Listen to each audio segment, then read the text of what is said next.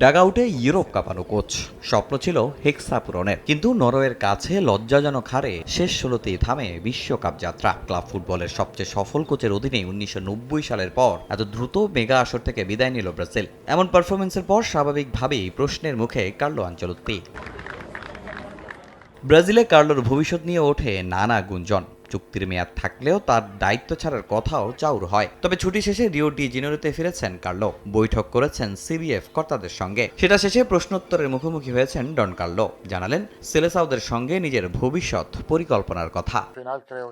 বিশ্বকাপে অবশ্যই প্রত্যাশা মতো পারফরমেন্স হয়নি, তবে এসব নিয়ে পড়ে থাকলে হবে না, এগিয়ে যেতে হবে। তাদের প্রতিশ্রুতি দিয়েছি। ব্রাজিল কনফেডারেশন আমার কঠিন সময়েও পাশে ছিল, সেই আস্থার প্রতিদান দিতেই আমি থাকছি।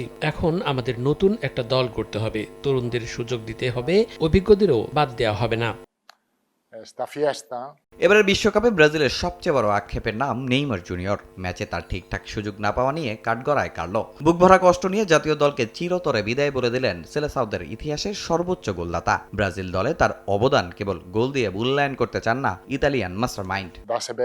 নেইমার ব্রাজিলের একজন কিংবদন্তি। আমরা খুব অল্প সময়ে কাজ করেছি। আমি সবসময় তাকে একজন পেশাদার ও দায়িত্বশীল ফুটবলার হিসেবেই পেয়েছি। দুঃখজনকভাবে চোটের কারণে সে শতভাগ ফিট ছিল না, কিন্তু দলের প্রতি তার মনোভাব ও অবদান অসাধারণ। শুধুমাত্র গোল দিয়ে আমি তাকে মূল্যায়ন করতে চাই না, সে দারুণ একজন মানুষ।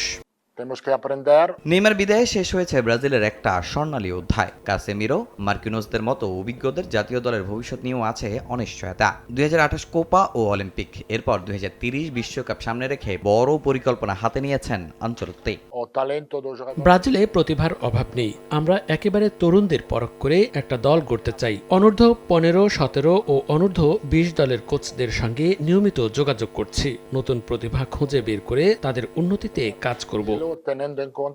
বিশ্বকাপ ব্যর্থতা ভুলে আগামী ২৫ ও ২৯ সেপ্টেম্বর স্বাগতিক অস্ট্রেলিয়ার বিপক্ষে দুটি ফ্রেন্ডলি ম্যাচ খেলে নতুন স্বপ্নযাত্রা শুরু করবে ব্রাজিল।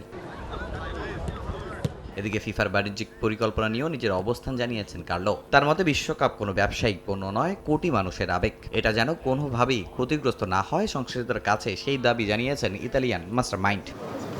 তামিম হোসেন, সময় সংবাদ।